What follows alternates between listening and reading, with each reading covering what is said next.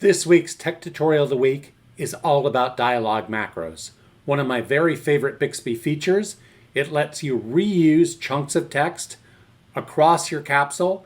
It lets you reuse business logic. It lets you pass parameters to that business logic. Let's jump right in and see how dialog macros work. All right, I'm over here in this very simple capsule that's going to demo this. Start. Enter your name. So I'm over here in the Bixby Studio. Let's take a look at what drove that input view. So here's the input view, and you'll see the message has a template macro called enter name.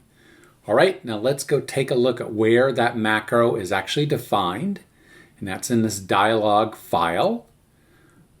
All right, and you can see right there, template macro definition, enter name just says the text, enter your name. So super simple here, but quite powerful in more advanced use cases. Let's jump back to our capsule and continue. Roger.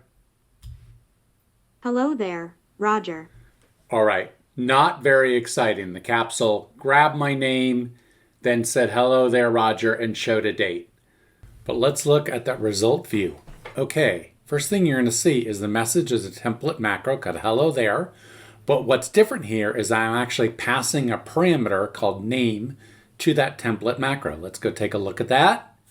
Hello there. It takes a parameter of name. And then if you look down below at the content, it says template, hello there text, and then the value of name. So that's what drove hello there, Roger on the UI. So there you go. Very simple examples of using template macros.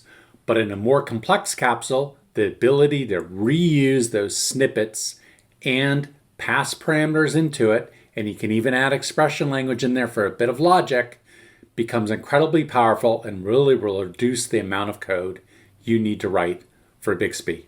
And that is your Bixby tech tutorial of the week.